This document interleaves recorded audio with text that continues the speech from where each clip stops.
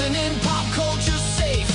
Wizard casting truth bombs. Mob bringing the fire.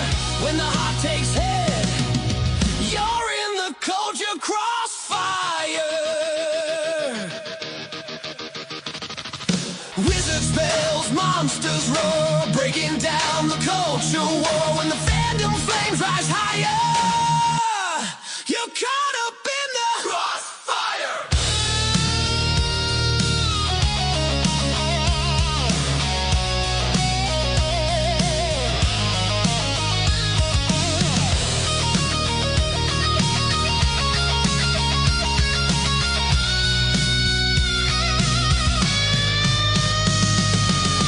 Crossfire climb, caught up in the fandom flame.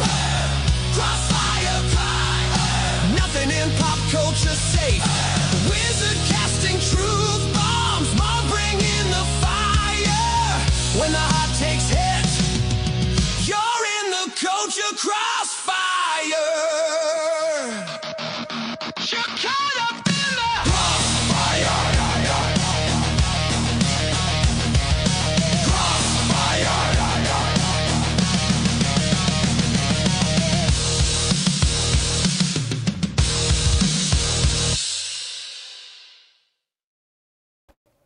Oh my goodness, Wizard, we have got a show today. It is Monday night. That means it is time for the Crossfire. Folks, I am Marvin Montanaro from the M4 Empire. This right here is my good friend and colleague, the real life fake wizard.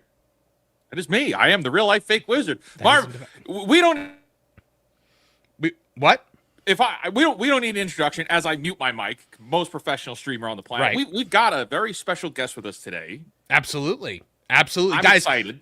Guys, there is no comic book industry without Superman, right? Superman is the original, right? The OG superhero, the guy who pretty much started it all. And so when you get to actually meet one of those lucky few people that, actually got to portray the Man of Steel on screen, it is a special moment indeed. And today we're having that special moment. And guys, everyone has got their introduction to Superman.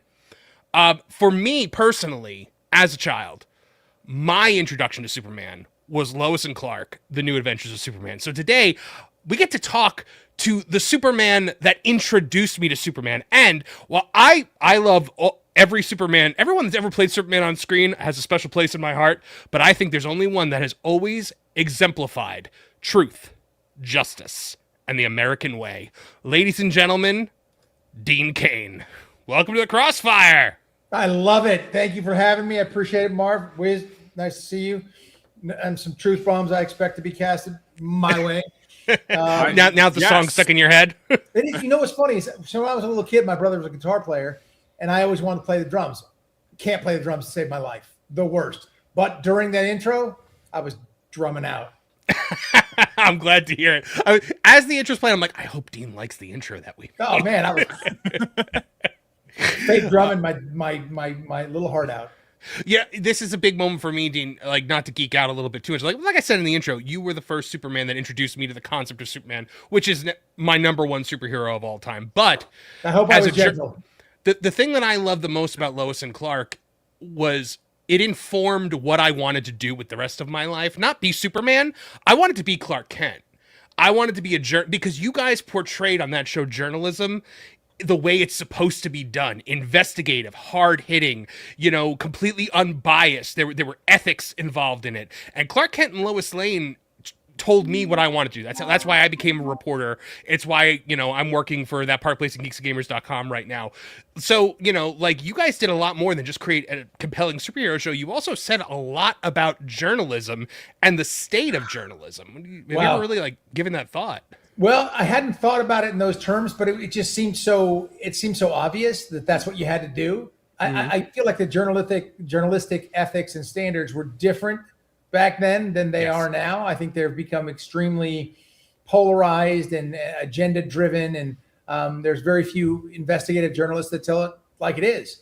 And that's certainly what Lois and Clark did. And you heard a lot of our sort of, issues that we would balance on the fence were about being real investigative journalists, doing that sort of stuff. So I love that I hear that a lot at like conventions and talking to some certain fans and things. They're like, I became a journalist because of Lois and Clark. And I think that's very, very cool. And maybe we should go back and revise our journalistic standards to listen. I'm an opinion guy. I do a lot of news stuff, but I'm opinion. This is my opinion. This is what I feel. And this is why I feel that way. But when you're doing journalism, it should have those standards that you are referencing there, my friend. Well, and you know what? Right now, it's amazing that you are actually getting those opinions of yours out there, because you've got a new show on the Proud American Studios Network, The Homeland, your new podcast, which I believe 22 million views so far. That was last week, and I have been informed today we're over 30. Good Lord! Wow. So that's a great thing. That's awesome. Getting the word out there. Brand new platform. We've been out there for a couple months now, and I've had the opportunity to sit down with lots of cabinet level folks. RFK Jr., the Secretary of HHS, Acting Attorney General Todd Blanche, the head of counterterrorism, Sebastian Gorka. I'm headed to DC next week to pick up some more interviews with some more big time folks. And the Homeland is, we have a point of view, and the point of view is truth, justice, and the American way. And I believe in that, and I support that, and I support this administration. And I'm very obvious and straightforward and upfront about it. And I talk to those people, and I get stories from them and perspectives from them that you don't really get when you sit down and do a 4-minute segment with somebody on the news shows, which is what you get. You get those sound bites, and it's sound bite news. But when I sit down and talk to these guys and these girls, Sarah Carter, our drugs are, I get real opinions, and you get to see these people as opposed to just sound bites. And it's a lot of fun, and we love America, the greatest country in the history of mankind.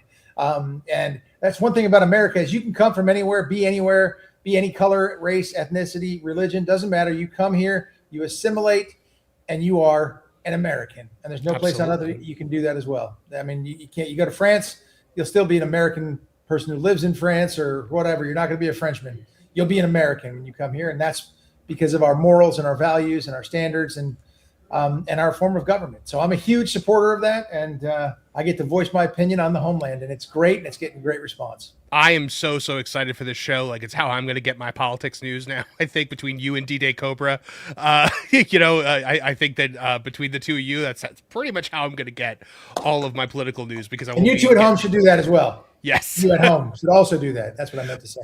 But I mean, you are like the busiest guy out there right now, because you got not one, but two movies right now in post-production. Yeah, just finished wrote, produced, directed, starred in, did the whole schlemiel for both. The ones that I have in post now are End the Wait, which is about kidney donation. It's a drama, a real life story. And the other one in post right now is called Holy One, and it's about a golfer who's a real screw up, degenerate gambler guy who has to turn his life around. He tries to kill himself early on. Spoiler alert. And then he gets a little help. It's got a little bit of one of my favorite movies, sort of vibes mixed in there, which is It's a Wonderful Life. And I love that. And I love sports. I love sports movies, and I love sports as a metaphor for life. And this one is specifically golf, which I suck at, but I play the bad guy in it. Yeah, me too. I worked at a golf course, and I sucked at I live on one. I'm looking at a green right now out my window, and I couldn't hit that I could hit it with a gun because I'm a better shot than I am a golfer. I mean, I live in Florida, man. It's like the Golf Central. Everyone's like, oh, you hit the golf course. I'm like, no, man, because if I hit the golf course, I will tick off every single person behind me. I will just be letting people play through all day. I've been here. I understand how this is done. It's happened before. So, but I can live vicariously through those movies, because I love sports movies. And in the 90s, I think we kind of had that golden age of sports movies. You had like The Sandlot, Rookie of the Year, so many amazing sports movies. And you actually came up with Little Angels, which is a 90s style sports movie. It was very Mighty Ducks. Which is my favorite movie of all time. So like I was right there for it. I'm like, Superman and Mighty Ducks, I'll take it. Talk a little bit about that, because that is a phenomenal concept. Thank you. Well, I loved it. I wrote that, produced it, directed it, starred that as well. It's fantastic. It's a story of a college football coach who gets in trouble, says some things that maybe aren't PC, and then he has to, in order to save his job, he's got to go coach a bunch of under 13-year-old girls soccer players. And, if you're a football player, like I clearly was with my Buffalo Bills helmet there and my Princeton helmet here, and I love the sport of football more than anything. But there are huge metaphors for sports and life, specifically football. For me, being part of a team. I don't care what color you are. I don't care what your beliefs are. We're a team. We're of one mind. We work together. We sweat together. We cry together. And you live together. I mean, it's every day, and 110 of your friends, and you really have to all perform in order for any of you to be good. Everybody's got to do their job, and that's a big metaphor for life. You're going to get knocked on your can. Do you get back up? And when you get back up, what are you acting like? What is your feeling? You're going to fix that problem for the next time, et cetera, et cetera. Well done, Miss Joy. Yes. It's so much fun, and these little girls were so great, and they all became the greatest of friends as well. And so it really turned into a fantastic thing, and it's a feel good movie. It's the kind of movie that I wanted to watch. My niece and my goddaughter were playing soccer against each other. Kind of gave me the germ for the idea was they were each on opposite teams, and they were both goalkeepers at this time in overtime for the championship. And so it's over. So one of them's going to lose. Yeah. One of them's going to lose. And it turned out to be my goddaughter. And there was tears and very upset and all the hugging all the girls did. Then I took my goddaughter and my niece down to ice cream, and it was over. It was forgotten. Yep. So, but sports are a great metaphor for life, and Little Angels teaches a lot about family and being part of a family and team. And that to me is, whether it's military teams together or police officers, which I am as well, working together, or families working together, being part of a team is something that's really, really special. Being part of a family is something that's very special. And so I love to celebrate it in that film. Absolutely, man. That's amazing. That's amazing. Were you always a soccer fan, or did you gain a appreciation for the sport through that? I gained more of an appreciation through that. I was never a soccer fan. In fact, I made fun of it in the movie because they fall down if the wind blows and they roll around like they're hurt. So there's a whole segment where I teach the girls to do that because I'm a little bit of an unethical coach. But watching the World Cup right now, it's funny because you see it all the time. They're going down. They hold their ankle. They barely get touched, and they're holding their ankle for rolling. You already got the call, man. Why you got to roll around for 5 minutes? I get it. They get tired. And then they're up again. Yeah, and they're up again. Suddenly it's all better. But being a football player, you have to make fun of that. I like watching soccer. I'm really enjoying the World Cup because I like the Olympics. I like World Cup. I like World Championships. Baseball, when we just had that World Championship baseball tournament where countries are playing. I just find that so much fun because of the fandom, because people are rooting for their countries and their teams. And I really respect that, and I appreciate that. Yeah, absolutely, man. I'm not into soccer pretty much for most of the year, but like every 4 years, once the World Cup comes around, all of a sudden it's red, white, and blue, and I'm all about soccer. Can you imagine? Yeah, Team USA, it's having an amazing run right now. Team USA, it's early, it's early, but they look great. It is early, but man, we're looking way better than we usually look. And could you imagine how much it's gonna piss off the rest of the world if we win the World Cup? Not just because we won, but because the vast majority of us aren't going to care. Well, it's about our fifth most popular sport. Yeah. Behind football, baseball, basketball, baseball, so you got all these other sports that we excel at, track and field. So maybe it's our sixth most popular sport. I mean, so it's swimming, all the Olympics, so it's the United States. Listen, when you're the squad, when you're the team, when you're the superpower, people, they target you. What I love about the United States is, we have we're getting there. We're getting there in soccer, and we're getting there everywhere. But here's the deal. If we win the World Cup, we must call the game soccer. The rest of the world will have to call it soccer for at least 4 years. Absolutely, 110%. That has got to be the way that we change the nature of the game. Yep. Yeah. What I've loved watching the World Cup, though, has been I've seen so many YouTube videos. I saw like a YouTube short today of just people that are visiting the United States for the first time, and they're like, I can't believe how great everything is here. Like, I saw 2 British people who were at a Buc-ee's for the first time ever, and they were like, our minds are blown by this. It's a gas station. It's where you get your petrol, but there's everything. I can live here. I've seen all those. They've got the beef jerky, mate. They've got ghost pepper beef jerky.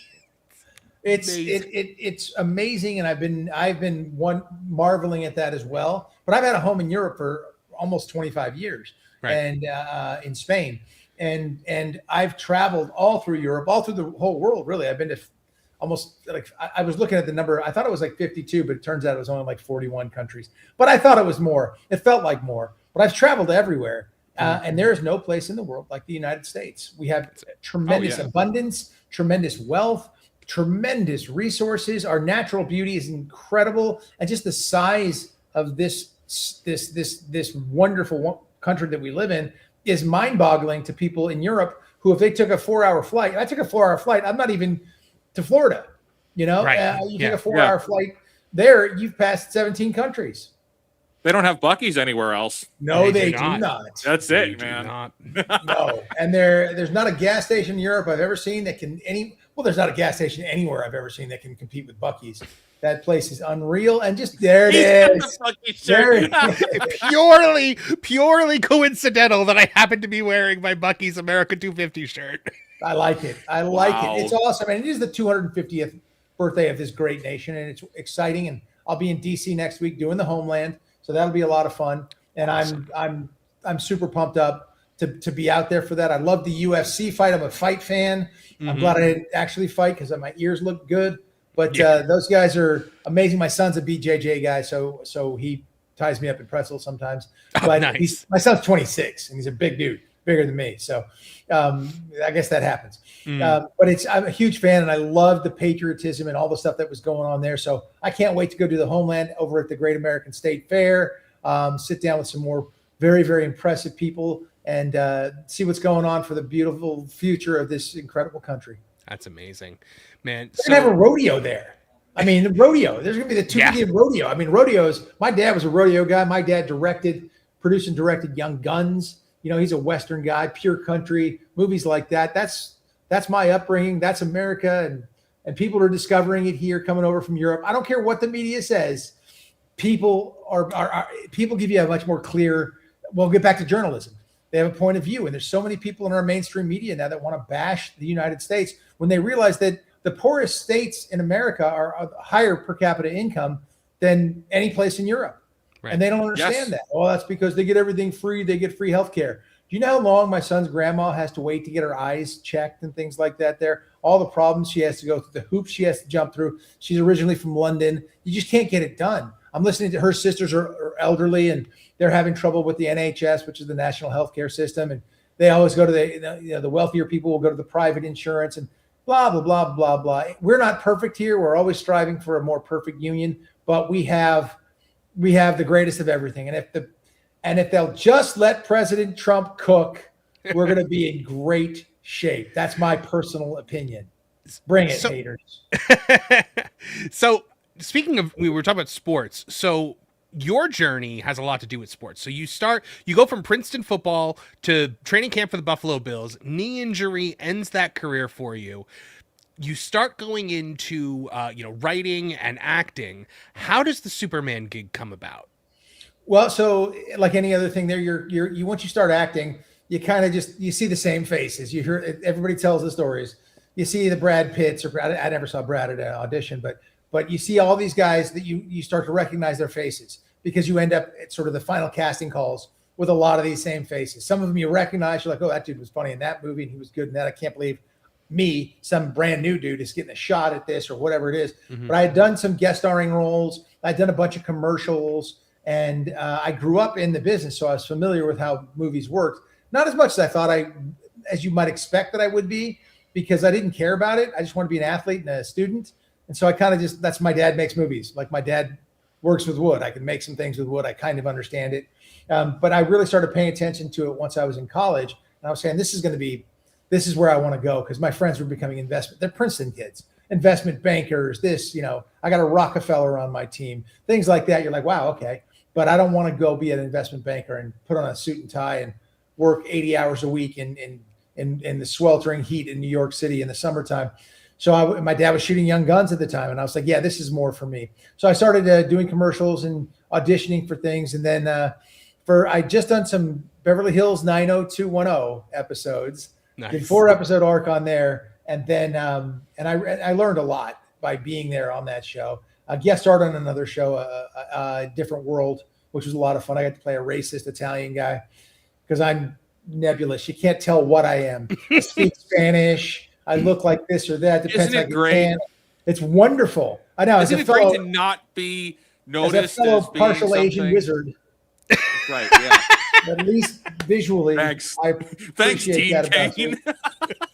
We accept you. The Asian delegation shall take the wizard.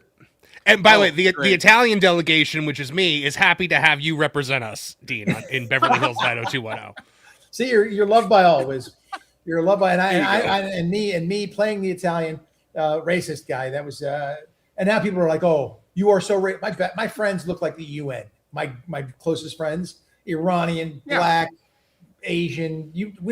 We insult each other all day long and have fun with it, and that's what we need to get back to that as a country. And like when I first got Superman, by the way, so the audition process just went down to going in. But I really thought I had an interesting take on it because I realized that Clark Kent was the guy and how it went. And it was kind of similar as an athlete going like, you have something special about you. So people might treat you differently or look at you differently. And so that really resonated with me as an athlete.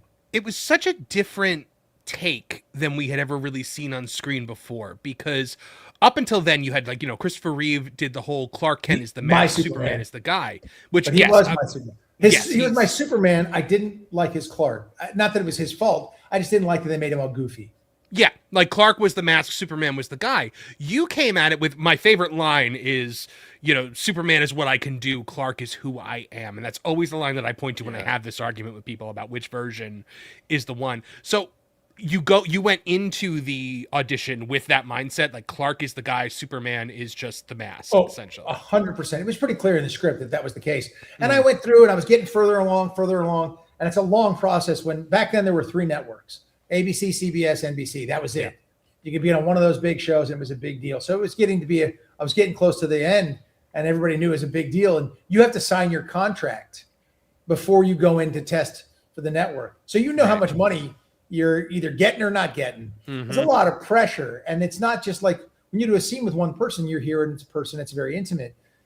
You're in a room full of 20 people. So even that is a skill in its own right, learning how to do that in front of people because it's supposed to be quiet, but you have to be a little louder because the person you're reading with is across the way. And that's its own little thing. But for me, it just kind of came down to they wrote a new scene. And when they wrote this new scene, I was like, aha, I got this, which was Clark, who had very much fancied Lois, but was being the most moral and good guy he could be, really fancied her and wanted her in the worst way, in the very human, manly way, because even though he's Kryptonian, he's very human, raised by humans, raised by small town Kansas farmers, imparted American values upon him and truth, justice in the American way.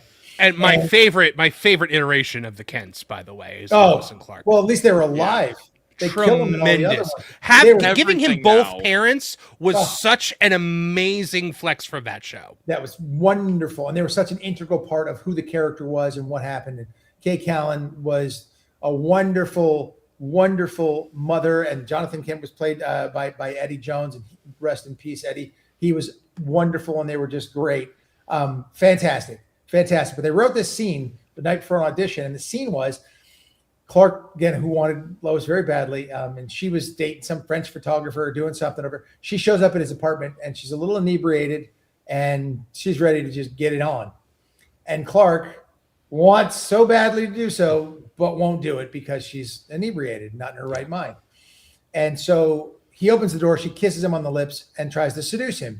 And as much as he wants to, he doesn't do it. And that was the scene. But when they wrote that scene, I said, aha.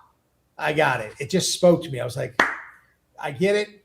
I'm in. I'm locked in. And that was the sort of the essence of Clark for me. And my father's wonderful upbringing in South Dakota, my real father, and the values and things he imparted upon me. It all sort of just went bing. I got this now. And so I felt very confident going into the final audition, and it worked out in my favor. The other guy was blonde-haired, taller dude named Kevin Sorbo, and I was like, aha.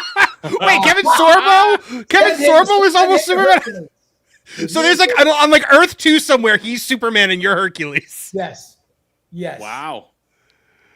Oh, man. So it worked out great. And Terry Hatcher, I still think is the best Lois Lane of all time. I agree. I think she's really, really talented and just really embodied that character so wonderfully. And I'm super proud of the show. Love everything we had to do. I mean, we made some goofy episodes here and there, but I only wrote a couple of the episodes. Hey, those episodes where you go back in time with H.G. Wells are like my favorite. Those are fun.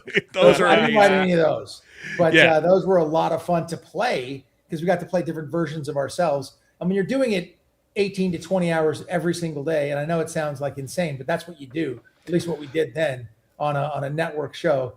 It was totally all encompassing. You lived on set for 9.5 months a year. So it was fun to play different parts of those characters. What doesn't get talked about enough about Lois and Clark, I think that you and John Shea had some of the best Clark Lex dynamics ever put to screen. Super I fun. loved from the moment the two of you meet on screen, it's just pops off on sight. Like it's excellent. How was it to develop that rapport with him to the point with the end of the first episode with the just look up at the end of it? I mean, it's when he goes, "Let the games begin." I mean, just I love the way the rapport you guys built. Well, John Shea was a wonderful Lex Luthor, and Gene Hackman is a legend, rest in peace as well. Yes. And the way he did it was fun and over the top and big.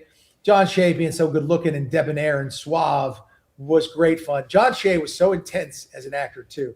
He was a blast. I loved working with him. It was always so much fun, and he was very serious. But when he messed up, if he messed something up, it was hysterical because he stated that Lex Luthor thing. One more time, let's go immediately. I was like, look at him, look at Lex cook.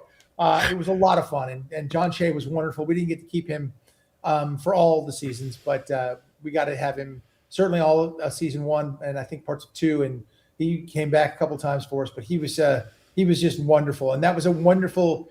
It's great to have a villain who's not. I mean, because the best villains. First of all, villains never think they're villains, and secondly, to have somebody so suave and debonair was wonderful, and such an accomplished actor. He's really a talented actor. Oh yeah, tremendous. So I think one of the things you really brought to Superman that I think a lot of people struggle with. I mean, the one thing you hear the criticism of Superman in the media is, oh well, he's too powerful, he's not relatable. You were able to bring a vulnerability to him. Like the first Kryptonite episode is probably my favorite episode of the entire series, where he loses his powers and you just see him like at the Smallville fair. You brought humanity to him, and I think that is what when people try to turn him into a god, for instance. Yeah, I don't like that. Yeah, I've never been a fan of that. You brought this humanity to him. You were just a guy. Like, it's just a guy. I can do these things that no one else can do, and it's my responsibility to do them because it's how I was raised. And I think there's something that I think people that make Superman currently need to be able to look at and kind of see that in your performance and bring it to, because it's missing that lately, I think. I think it's really missing that tremendously. They did it a bit with Smallville, which was great fun. Yes. And the original, Superman, when I was not the original, but the 1977 Superman, he wanted to play football and do those things. And a big part of it was born, I think, out of that. And that makes great sense. You're raised with these wonderful American values, and you got to be moral with it, even though you could have that God complex and turn into that whole other person, which is, I guess they did that with like Red Son or stuff like that, where Superman was raised differently. I haven't paid enough attention to the alternative versions because I really like what we had going on.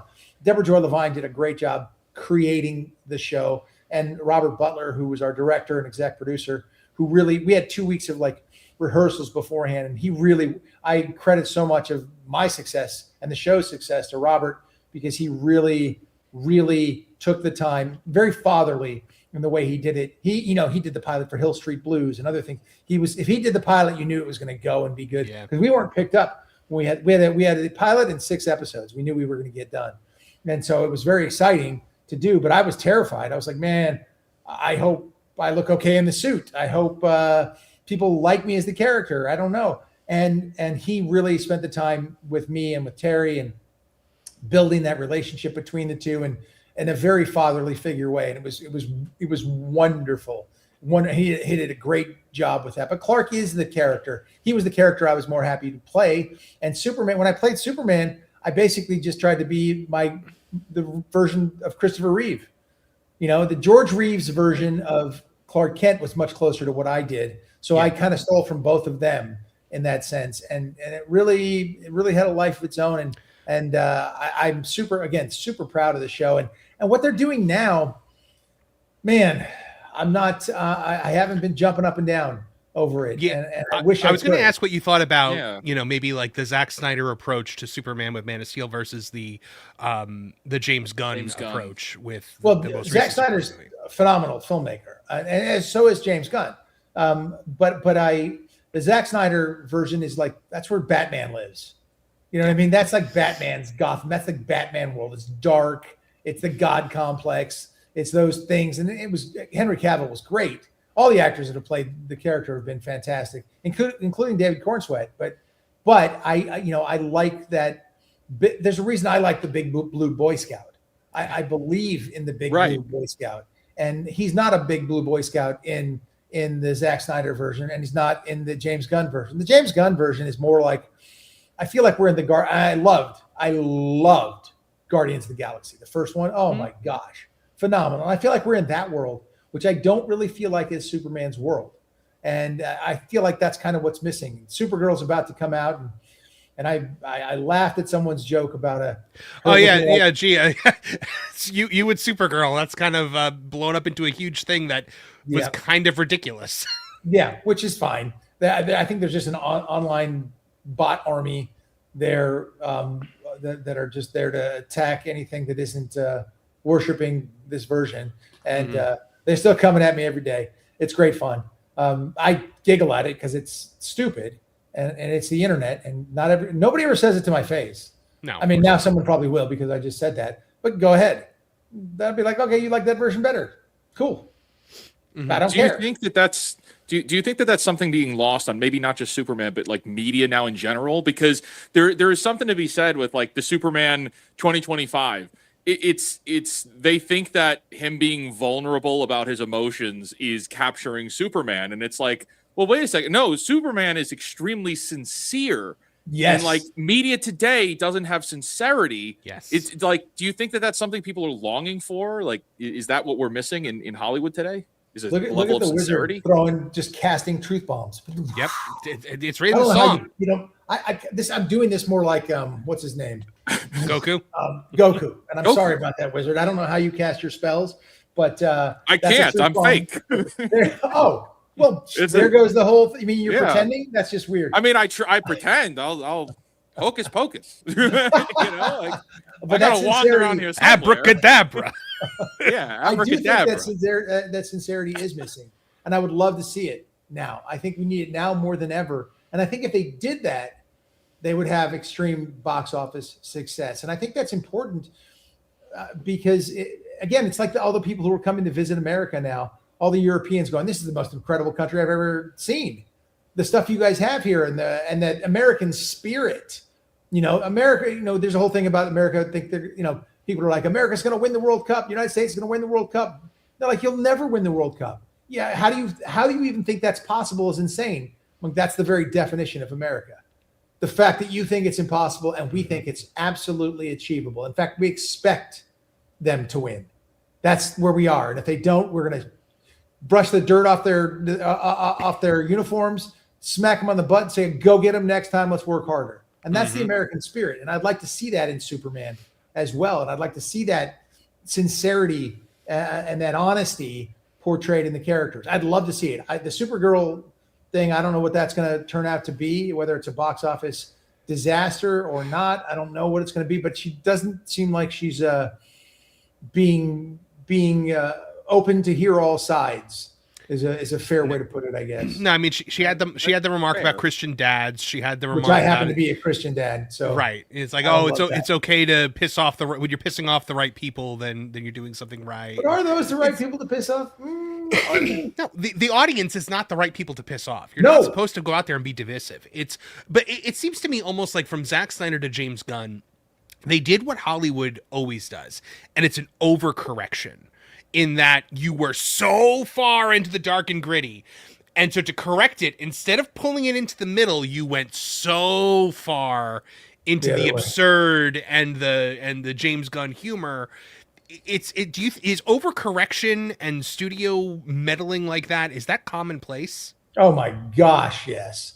But the good thing about it is now there are so many different places to watch films.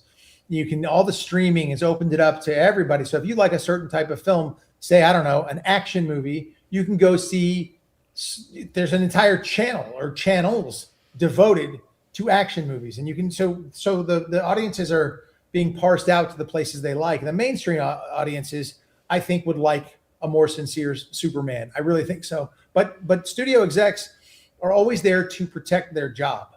They're not there to push the envelope or make something. You know, my dad's a filmmaker, and so growing up watching him fight these battles with the studios was crazy because he's working on every shot and every thought and everything that goes into it. And then you got some kid, 24-year-old kid, 26-year-old kid going, oh, no, we need to have more, gay and lesbian icons in this Western that took place in the 1840s. And you're like, wait a minute, that doesn't fit here. But that's their job, and that's what they'll say and what they'll try to do. But there was a studio exec that showed up because on set, unless you're shooting something like Wall Street, you're not wearing suits and ties and things of that nature. And there was a studio exec that showed up on one of his films in the tie, and my dad had the temerity to cut off his tie. I don't think that worked out well for Dad. I don't think that was a positive thing. Dad makes some more rash decisions than I. But they're always meddling, and they're always fighting battles with the studio. And when you can shoot movies independently, like the last 3 that I've just written, produced, and directed, you have a lot more freedom, and that's kind of wonderful. People are not trying to tell you, they're not micromanaging a filmmaker. They're letting a filmmaker be a filmmaker and make that film and let the audience decide. What I've noticed a lot is there seems to be they want diversity so much, but there's no diversity of thought. And if you don't think the way they think, then you're cast out. But then the thing I always point to people is I'm like, there is no one that I think Dean Cain probably would disagree with more on politics than the people that made the Supergirl CW show. But you were a recurring character on Supergirl. You guys were able to disagree on politics, but still come together to be a part of this show, which, at least for the first few seasons, was really good. Certainly the first 2, which I was on. The first 2 are the ones that were good. They are the best. But they a showrunner got Me Too'd, who there's no way he did anything. I mean, I knew the guy well. Yeah. And him being Me Too'd stunned me because he just didn't have a whole lot of what I would say social skills. He was a little too straightforward when he said his thing, like a lot of geeky, nerdy people that I know that just say it directly. You look fat in that suit. That doesn't look good. You can't have a fat blah, blah, blah, whatever it is that you would say. And so he got Me Too. And so they took a different course after that. And I no longer did the show. But I played gay in 2 films, and if that's what the film was about, then it's important. And there's certain things about that. And I have no problem with gay people. I have no problem with foreigners. I have no problem with people who feel strongly about something, but they won't, once you voice disagreement with that, boy, there really is no diversity of thought. Right. And that's always shocked me. It stunned me. And I've watched it happen where everybody piles on, and I refuse to be a part of that. I won't do it. I speak my mind. Does that make me a Hollywood outcast? Absolutely. But I also watch the pendulum swing. And the pendulum swings back and forth because people are going to watch what they want to watch. And again, ultimately, it's the audience that decides. And if the audience decides that Helen of Troy should be a Black woman and they love it, great. But if they don't, then that film won't do well, and they're going to have to correct that moving forward.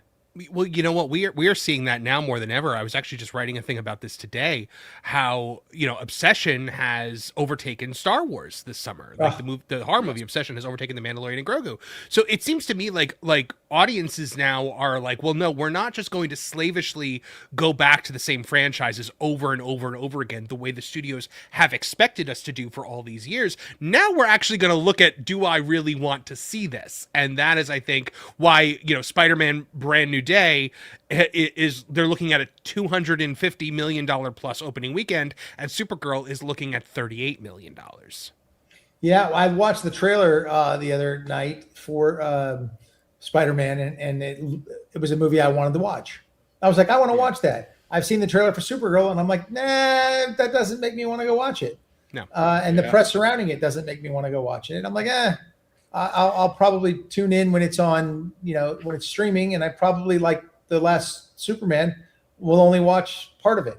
And that's what I did with the last Superman. I only watched part of it, and I was like, I remember the scene that I turned it off watching was Superman and Lois Lane were in her apartment, dank, kind of a nasty apartment, just kind of chatting about something, and there's a whole group of superheroes fighting some monster in the background. Oh. I was like, I don't care. I don't feel like any of this is real. I don't care about any of the characters. Maybe that worked in Guardians and that'd be funny, but it didn't work there. And I was just like, I'm totally uninterested. And I think I went and washed my hair. Yeah, you know what? That turned it off. Yeah, that was the scene that killed it for me. Part. Because somebody was like, "Oh, well, like he knew that the Justice Gang had it." I'm like, "No, if there's a 1% chance that one person might die because he's not out there, he's out there." That's Superman. Yeah, that's the big blue Boy Scout, and that's the character I love so much, and I'm so honored to have played. It's funny to me when they're like, "Here's all we love all these Superman characters. This one, not you," and it's me. And I'm like, because you don't like my political opinions now, because I'm not, again, diversity of thought, because I have a different political opinion than you, or you hate Trump so much that you can, if you like Biden, I wouldn't stop watching your movies. You can like Biden all you like if you're a good actor and you make good films. There's lots of people I disagree with. Sean Penn, his parents and my parents were best friends when I was growing up. So I grew up with Sean. Sean's a little bit older than me. But Chris Penn was a year ahead of me. I was at the Penn's house for every holiday, everything, all the time, and wonderful. I don't agree with Sean's political opinions at all. But if Sean was in a bar fight, I would strap my back to him and get him out of there and protect him as best I could. And that's because he's still family. I don't agree with his opinions, but he has every right to get out there and voice them. And he's still a fine, fantastic actor, and I'm happily get out there and watch him do his thing. You know what? And this is, I get so angry. And I think when you started following me on X was because I had done that video about the GalaxyCon thing, about how enraged I was about that. And it seems like there is a concentrated effort to kind of like erase your legacy as Superman. When talking about we've seen them crop you out of photos, group photos with the other Supermen. I guess I'm not going to ever go to the end again. Exactly. I'll put myself somewhere in the middle. You got to be right in the middle. And I mean, but I'm sure you get along with the other Supermen, right? Like 100%. They're wonderful. All of them are great. Every single one that I've ever met. The only one I haven't met, I think, is David Cornsweat. Tyler Hoechlin, great guy. Wonderful. Have you watched Superman and Lois? Little bits and pieces. It reminded me too much of the other shows because it all looked the same. It's all under Berlanti, who's great. Who is by the way, Greg Berlanti is the second character that I played that was gay, was in Greg Berlanti's The Broken Hearts Club. Still one of my favorite films that I've ever been a part of. And I fought to be in that movie because I thought it was great. Yeah. And Berlanti was the one who said, come play Supergirl's dad in Supergirl, please. And I was amazing. More than honored to do so. I think I really like Superman and Lois. I think that it comes the closest to what you guys did because you get to see him be a husband and a father, which I wanted on our show, by the way. I know that's where I wanted us to go. Yeah. There's a scene that Tyler does where the villain is basically this woman who's a wife and a mother. She basically turns into a bomb and she's about to blow up. And he grabs her and he flies up with her because she's going to explode. Nothing can be done to stop it. And as they're flying up, he's saying to her, "You did good. Your children are wonderful." Like he's reassuring her as they're flying up. And I was like, "That's right it. There. That's it." Yep. And then there's a guy in one episode that smacks Clark's son, smacks Jonathan, and he gets in Lois's face, and he walks into the bar as Clark, and it's just like, step outside. And like I think you would if you like really sit down and binge it, I think you'll get a lot of enjoyment out of what he did because I think a lot of it is inspired by what he did. Even just those clips. Even those clips out of context are so Superman that you're like, yes. Oh, I get it. You're right there immediately. You don't need the setup going into it. You don't need to have watched all those other seasons. You could just see those scenes and you're like, oh, they nailed it here. There's a scene in the last season where him and Luthor are like they like basically meet up in the street because Lex has again I think he like got in Lois's face or did something and he's going after him and Lex clicks a button and all the street lights turn into red sun lamps. to take his powers away, and it's pouring rain, and they wail on each other. Yes. It's perfect. I mean, if you ever do sit down and get to watch it, Dean, please let me know what you think, because I think you will really, really like it. They never delve into identity politics. What's that? You just enticed me to want to watch. Like, I want to watch that. Yeah. I honestly think that he probably based a lot of his performance off of you. I really do, because he kind of has that Clark is the guy, Superman is the mask. So yeah, I really hope that you watch it. I'm invigorated and inspired to watch it now. Thank you, Mark. Appreciate that, Mark. Even just the pilot, even just the pilot on its own is a great Superman adventure. It's a great. I think I've been saying for forever, when they're trying to create a Superman origin story, I look at the first, the pilot for Lois and Clark, and I go, "This is a perfect Superman movie." Like, throw in like a villain that he can actually punch, because I know you guys were so limited with the budget that you could do. You never really got to have like the super fight. It's one of the reasons why I love the Kryptonite episode so much, is because without the powers, you actually got to throw down a little bit. I don't mind a little throwdown, Marvin. I love the pilot for Lois and Clark. I think it's a great Superman origin story. Up to the montage, the I Need a Hero montage, where you're trying on the costumes and stuff like that. It's tremendous. It's fun. My mom made it for me. That was the key.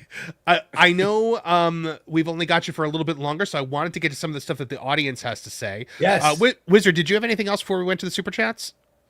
No. What I have is for later. Okie doke. Yes. Let's keep it under your beard, Wiz. Alfonso Fred for $10 says, "Rest in peace, Christopher Reeve." Well, absolutely, 100%.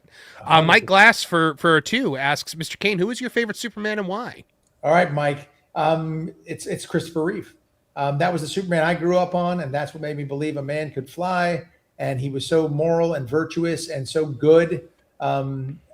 Wonderful. Plus, Christopher Reeve was a fantastic actor, and I would argue that after his accident, the way he comported himself and dealt with it was the most Superman thing you could ever ask for. And so it was Christopher Reeve 100%. Mm-hmm. Oh, that episode he does of Smallville, where he's in the wheelchair, I mean, it gives you goosebumps. That's when I knew I had to be on Smallville. By the way, you should have been Vandal Savage. That legal issue that, like... They couldn't do it. I like Curtis Knox, and in Legends of Tomorrow, they did say that a former... name of Vandal Savage was Curtis Knox, so they kind of grandfathered you in as Vandal Savage. Would have been great. Bruce Newhouse for $4.99 says, "Thank you, Dean Cain, for your amazing thespian and entertainment skills, plus the happiness it brought to everyone. You are appreciated, admired, and adored." Well, thank you, Bruce. You must not be on my Twitter page, because there are a lot of people who feel otherwise. He also says, "God bless the USA." That's my man right there, and he's right. God bless the USA and for all she stands for. Kit Kat for $9.99 says, "Would love to see Dean work with Great American Media and do films for Great American Family and Great American Pureflix." Yeah. In fact, I did a bunch of Hallmark movies back in the day when it was run by Bill Abbott, who now runs Great American Media and Great American Family and the Great American Pureflix. So we have had some discussions about that, and I would do it in a heartbeat, because those are values that I like to sit down with the family and watch those kind of films. I really enjoy those. Mm-hmm. Spring 91 Bear for 2 says, "I think Spain will win it all." Talking about the World Cup, it's possible. They are certainly one of the favorites. They are super strong. Argentina looks pretty good. Messi is no one to mess around with. Thank you very much. Spain demolished the Saudis the other day. So yeah, like 5-0 or something. Spain is soccer is one of those weird games, though. You just it could happen any way, shape, or form. I like to root for the underdogs, and I live in Las Vegas. I may have put a little bet on them to win it, the United States of America. But Spain is a safe bet. Argentina, France, Germany, all of those are all good bets as well. Brazil didn't look as strong as I thought they would, but that can change in a heartbeat in soccer. And Neymar is hurt, so we'll see what happens. And it is also a sport where one player getting hurt really can throw off the entire team. Yes. No, and Neymar might be that name. Mm-hmm. 02RR for $9.99 says, "Faster than a speeding bullet, more powerful than a locomotive, able to leap tall buildings in a single bound. Look, up in the sky, it's a bird, it's a plane, it's Superman." I like that. I got all inspired during that. Yeah. Well said. There you go. Well said. So Trish, my producer from the M4 cast, who's a big part of this channel, or part of my channel, because we're on both mine and Wizard's channel right now. She says, I remember his arc as Rick on 90210. So there you go. That was the start. I broke up Brenda and oh my gosh, I can't remember Dylan. Brenda and Dylan. I broke up those characters. So she went to France and I was all pumped. I was like, I'm going to France. I'm going to go shoot in France. And we did it on the back lot, or the lot at Universal. And I was so bummed out. I was so bummed out, and I got to work with Shannon Doherty, and bless Shannon, rest in peace. That was a lot of fun. But when I came on that set the first day, as you come on, because all my scenes were away from everybody else, but I did 4 episodes. So I'd done a few of my episodes, and then I got to come on because my character moved to California and ran into her, as happens in these kind of shows. And first thing I did when I came in there is that Luke walked up to me and said, hey, I love what you're doing on the show. Really appreciate you being here. And I was like, that is the most welcoming, cool thing from, the male lead in the show. Jason, and then Jason Priestley did the exact same thing. And I was like, if I ever get my own show, I'm going to make sure I do that to every single guest star who comes on here. And I did, because it really helps you make you feel comfortable there. That was like the #1 show in the world at the time. And there was all these kids, and, I was older. Although I was younger, but I was playing older. I don't know, it was something like that. But it was a lot of fun, and I remember that very well. And that was a big part of my start. Awesome. Reek. Danny from Comics and Everything, our good friend, for $4.99 says, "Wow, amazing to see you here, Superman. Keep." And then that was it. I'm gonna keep. I'm definitely gonna keep. Yeah. I promise that Comics and Everything. I will keep. I will keep. You should keep. Thank you, Danny. Good to see you out there, my friend. Darth Leon for 2 says, opinions on seasons having 8 episodes when you did weekly. So yeah, you guys did what, 21 or 24 episodes? We did 22. That's what 22. We did back in the day. And as an actor, it's just a little bit much because you feel like you don't have any life outside of that, because every waking moment. I was single. I didn't have any kids. I didn't have anything to worry about. It changes as you get older. I don't know how the crew did it. The hours were just insane. But to do 8 episodes would be wonderful. And then have time down would be incredible. So I love that that's happening a lot more with these other shows. That's why you see all these bigger names doing it. It's much more consistent work, and you get more time. You get time as opposed to one film to play the character and flesh out the character and go through things. And it's a lot of fun. So I would do it. I would do an 8-episode show. I think narratively also it's a little easier too, because you don't have to have so much filler, and like I think it helps with people just having enjoyment, because there's nothing worse than tuning in for the week that it's just a straight up filler episode. It's like, but I want to see what happens when they're eating the frogs. Like, right. The frogs thing, that's another story. We won't get into that right now. Robin 10, member for 2 months, says, I will just express my gratitude for great content, and then continued, guys. And then continued over on your channel, Wizard. Yes. And that Dean's body of work is outstanding. Thank you, Rob. Rob likes my body. Oh, I'm sorry. Wait, that's not right. Of work. But I'll take it. I'll take it any way I can get it. Thank you, Rob. Wizard over on your channel. Chef Eddie for 5 says, at least they haven't done the pink kryptonite Superman yet. Oh, yeah. And Dean, are you aware of the pink kryptonite? No. I don't know. Marv, do you want to expand on that a little bit? The pink kryptonite turns him gay. Oh, well, heck, aren't we seeing that in Supergirl right now? But I'm pumped. Thank you. There you go. Thank you. There you go. No, that's like an actual thing from the comics. Like the pink kryptonite would make him like effeminate and like, yeah. Well, I could play this. I could play him this way. Stop. Oh my God. Lois, I love your heels. Oh my God. What? It'd be great. It's super, super positive and sweet. Wizard over on your channel. There we go. Who for a 5 says, loved how they explored Superman back then. For X, drawing sketch in 2 seconds or walking so fast the baddies couldn't see him was just plain fun. Yes, using the tech of the time was awesome. And we had fun, and it was a fun show. And when it had that feeling, that your 22 hours sometimes would zip by because you're having fun. And we had a lot of fun on the set. And I think if you have fun on set and when you're shooting, it really transfers to the screen. And that's a wonderful thing that who said that. So thank you. Appreciate that. Cause it's a lot of work to be out there those hours. So it's very nice to hear that kind of positive feedback. Chief William Schweikert over on my channel for 5 says, Mr. Cain, prior to taking on the role of Superman, did you meet with the late Christopher Reeves? Great to see American flag behind you. Where did you get it? Appreciate that. That flag right there was flown from my grandfather in Iraq in 2005, where I was visiting our troops. My grandfather was a commander in the Navy, and so I brought that back to him and presented it to him, and that was a pretty amazing thing. And he has since passed, in which case I have the flag here with me. And thank you, Chief. Appreciate the heck out of you, sir, and appreciate your service. And I did not get the opportunity, unfortunately, to meet with the late Christopher Reeve. I wish I had. Really? I never had that chance. He was injured, I think, during my first season of Lois and Clark. And they were asking me how I felt about him being injured. And I just felt like it was such a crazy thing because I had never met him. And I was like, he's my Superman.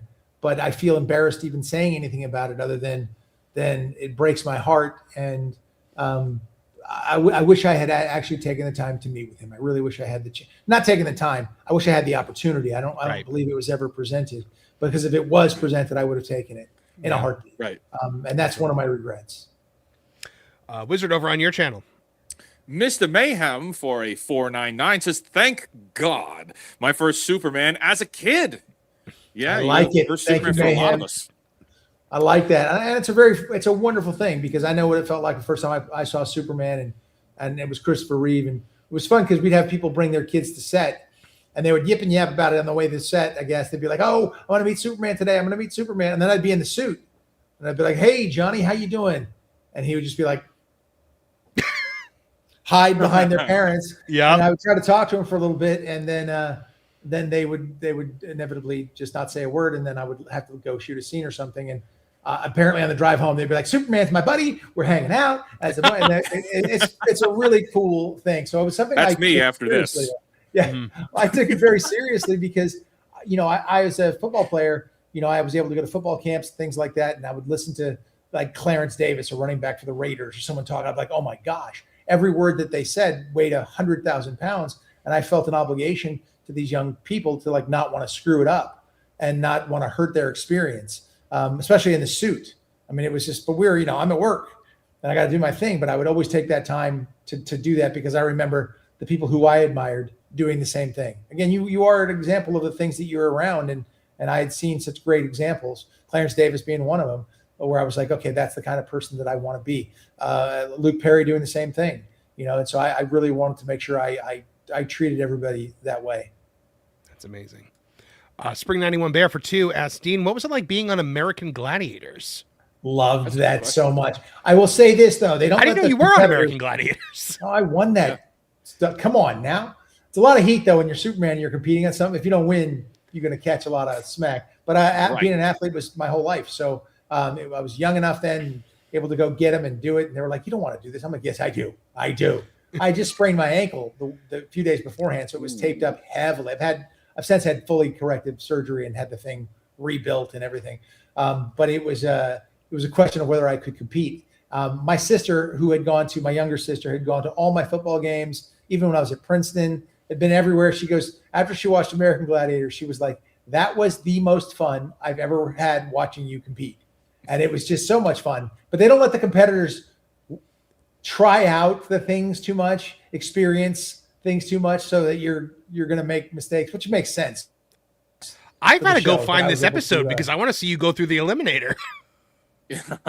I do. I asked them to put the eliminator in, and then I had to face off against a buddy of mine who I played against in college football, an offensive tackle named Lee Rareman, and he beat my ass. I'm going to call it out what it was. He just beat my ass, and I was like, "Dang it!" He got me on that one, but I asked for the eliminator. I think, or the gauntlet, whatever it was. The eliminator is the obstacle course. Oh yeah, I smoked that. That was easy.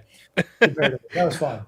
My buddy Awful Wrestling checking in for $5 says, Dean, did you audition for Superman? And if so, who against that we might know? Awful, he answered this question already. If you've been watching from the beginning, you piece of crap, you might have actually been able to see the answer to that question. You awful piece of crap. Yeah, Dean, for my piece of crap friend, could you just one more time say who you went up against? All right, this is for you, Awful. It was me and Kevin Sorbo at the very end. That was it. Him and his blonde locks. I was like, I got this. I'm walking away with this. They can't cast a blonde guy. They're giving it to me. And then they made me do an additional scene. I was like, I screwed up. I did not walk away with it, but I was fortunate to get it at the end. And Kevin got to go play Hercules and many other things. In fact, Kevin stars in the film Holy One that I just directed and, Did he? and produced. Yeah. And wrote. Oh, that's great. And he's great. He's a golfer. He loves his golf, and he's very good at it. And he's very good in this movie. Fantastic. I love Kevin Sorbo. I love Hercules. So I'm going to have to definitely watch that. Awful. Hercules. It's all in good fun. Thank you, buddy, for chiming in. All right. One last one, Dean, over on Wizards channel. Yeah. Timmy Brasher for a 10 says, were there any feedback from fans or DC people? What movie genres do you think will fill the void when the superheroes put up the capes? And I guess that's a double-sided question. Yeah, but was there feedback from fans while you were doing the show, and what was that like? Absolutely. So the internet was sort of in its infancy. So we were hearing it and hearing about people and hearing people's opinions. One of my favorite of all time was when I was cast was we wanted Superman, not Sushi Man. Oof. Yes. But see, the thing is, I laughed my ass off at that. My brother still calls me Sushi Man because it's funny. It's stupid, but it's funny. And my feelings aren't hurt about being a quarter Asian and my given name being Tanaka at all. In fact, the character in Dean Cain, All-American Lawman is called Chris Tanaka because that's an ode. The reason I have Tanaka tattooed on my body, that's my lineage. It's where I came from. I'm an American through and through. But we had a lot of feedback from DC because we were working with DC at the same time as we were making the show. So they were on set all the time. They were around all the time. And that was a big part of it. In fact, the death of Superman was coordinated around something that we were doing. The Superman getting married to Lois Lane was coordinated around something. So it was wonderful. And I don't think the superheroes are ever going to put up the capes. I don't think they're going to hang them up. I think it's something that will always exist because we as human beings, we love those kind of stories. But I really love them when the superheroes are of the Christopher Reeve variety, sincere and honest and wonderful. And Superman's biggest weakness is that he cares. And so the fact that he cares and villains don't, when Henry Cavill's Superman was fighting and they were throwing each other through buildings, all I was thinking about was how many people are dying during that fight. And Superman would rather die. Everyone but Zack Snyder was thinking about that. Yes. The amount of casualties from that. He was just learning to be Superman. It's like, no, but he's still Clark. Like he still grew up. And then in Batman versus Superman, when they're fighting Doomsday, it's like, well, thank goodness that it's after 5 o'clock, so everyone's gone home from work and the city's deserted. I'm like, oh right, that's how cities work. Cities I've ever been in. Yeah. But real quick, Barry the Music Man for 2 says, hey Dean, hope you come back to Metropolis again. So a lot of fun. Metropolis, Illinois is fantastic. And Metropolis itself in the DC world, I love. I would happily come back and play Superman in like Kingdom Come or something like that. Would be a lot of fun. That'd be amazing. I always wanted Lois and Clark to have babies. I'll find some way to be able to reprise the character or some version of the character, which will be far enough away where DC won't sue me. But who knows? We'll see what happens. But I love playing the character. I still believe in truth, justice, and the American way. I always will. And hopefully I'll get a chance to play something like that in the future. If I don't, I'll make that chance happen myself. Absolutely. Well, Dean Cain, it has been a pleasure having you here. You also have got your second book coming out, Dean Cain, All-American Lawman, Volume 2. I have Volume 1, so I'm definitely getting Volume 2. Pull up my screen. Yeah. Oh, you got the screen right there. All right. Yep. Thank you, Wizard. Yeah, right there. It is. There it is. The Hong Kong connection. Before we started the show, we started talking about those Hong Kong action movies and those things of that nature. That's exactly what All-American Lawman is. It's the same thing. Good guys. As Gabe Al-Taib, my writer, illustrator, partner on these, says, it's bullets, babes, and bad guys. There you go. That is amazing. Truly amazing. So, guys, go over to Big Man Comics, pre-order Dean Cain, All-American Lawman, Volume 2. If you haven't gotten Volume 1 yet, get Volume 1 also, because it's a great, great book. But also, guys, you could check out Dean Cain over on the Proud American Studios Network with his new podcast, The Homeland, where he is talking to some of the biggest political names of the day. Really, truly amazing show. Check it out, and also keep your eyes peeled, because Holy One and End the Wait are both coming out out soon. 2 movies currently in post-production. Dean, anything else you wanted to talk about before you head out? You did a heck of a job right there, Martin. Thank you so much. It's an honor being on the show. Go Team USA. Let's go get them and win that World Cup and make me a couple dollars and also make this wonderful nation super proud. Oh, Dean, thank you very, very much. And I have to also say for your show, I'm going to send you an article. Joy Reid, formerly of MSNBC, said that Juneteenth is the real Independence Day, and I hope you tear that to shreds. If she can't cry racism, she's got nothing to talk about. Yep. Dean, thank you very much. We hope to see you back on Culture Crossfire again in the future. Really, it's been a tremendous honor for us. Thank you so much. My pleasure, 100%. Can't wait to come back. All right. Good seeing you, Dean. Thanks, gents. Oh, wow. That was incredible, Wizard. Wow. We had Dean Cain on the show, Marv. We did. Yeah, Dean Cain. We definitely did. That was a thing that we did. We've still got more show to go. We've still got another 50 minutes of this show. I feel like we talked for a long time, but I feel like there was like 80 other questions that I needed to ask him. Oh gosh, yeah, we could have gotten way we could have done more Superman stuff. There's more of the movies that he's doing now, but Dean's got his own show, and you'll be able to go and check that out there, man. But man, that was fun. Absolutely. This is some good stuff. Well, we got some more super chats to get to. Let's get to the people. Super chat. Yes. You know what? We haven't done it yet. Let's get to the people. Yep. To the chat. You and Cumia for the 199 says hit like and subscribe. All great advice right there, guys. You should take it. Juliet, our wonderful mod over there for £2 says like, subscribe, and share. Also, great sage advice. We got Mark Fields for the 199 says keep it up, you guys. Positive vibes to you all. And then over on your channel, Mark Field for a 199 says keep those vibes of positivity going. Thanks, we Mark. Sure will. We don't know how to do anything else. Spring 91 Bear for $2 says, what do you think Clive Davis's legacy will be? I don't. Okay, are you Googling who that is? Because I'm going to have Who is Clive Davis? Yeah. Oh, yeah. It was the music industry guy that died today. Oh, see, music. Trish can tell you, I'm completely retarded when it comes to music. Like, I have no. Music is not my number one. I love music, but I'm not like a mainstream music guy.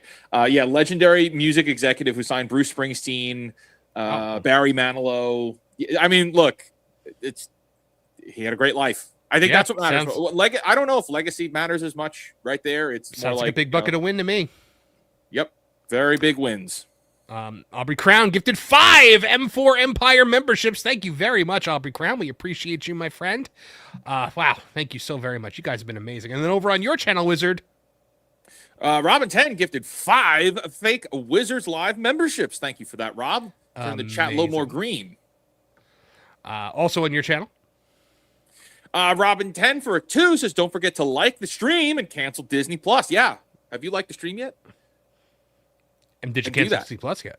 And then did you cancel Disney Plus? Yeah. Also over on your channel, Dragon Master sends 5 gifted Fake Wizards Live memberships. Thank you, Dragon Master. Appreciate that very much. You know what? For that, I think we have to play a special Fake Wizard clip.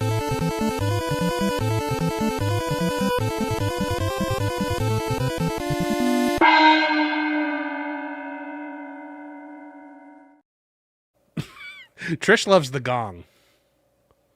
I'm sure she does. Yeah, that's great, and we like that for her. Yeah. When did this little feud between you and Trish start up? Because she entirely made that up. That is entirely fraudulent. It's Yep. super fake. But I really loved hearing it on your show. When I don't know who hates who more. I'm like, okay, sure thing, Trish. Shout out.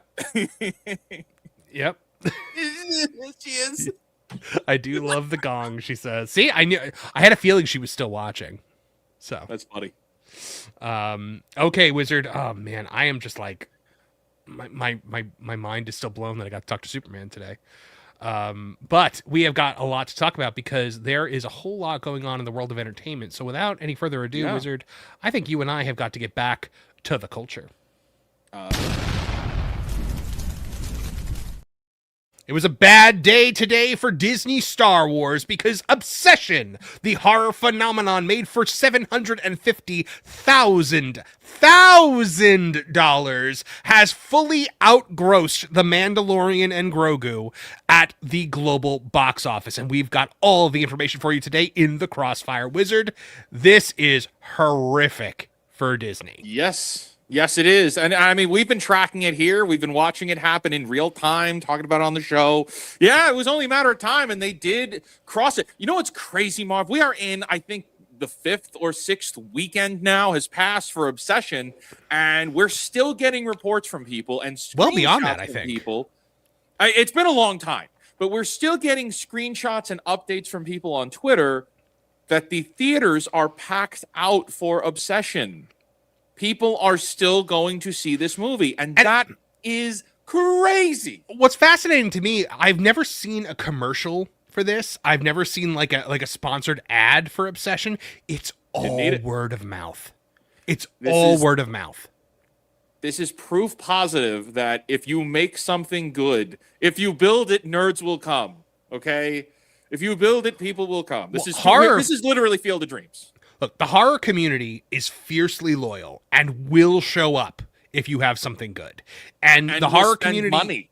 Mm-hmm. The horror community spends money more so than Star Wars fans, it seems. Look, this fall, go to Universal, either in Hollywood or in Orlando, go to Halloween Horror Nights, and you will see how passionate people are about horror. It is a tremendously loyal fan base.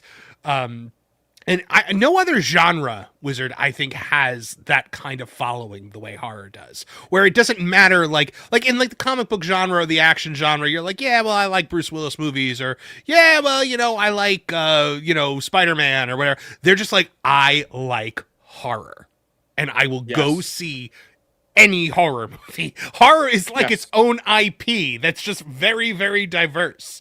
And that includes like, that's why so many directors cut their teeth in horror. It's you start from, it's easy to do low budget, and you can develop a really great fan base. You just, you have to have that little macabre, sensibility though. And yeah, man, it is, this movie was genuinely disturbing. Yes. This is a budget stretched to its limits and done it in such an excellent way.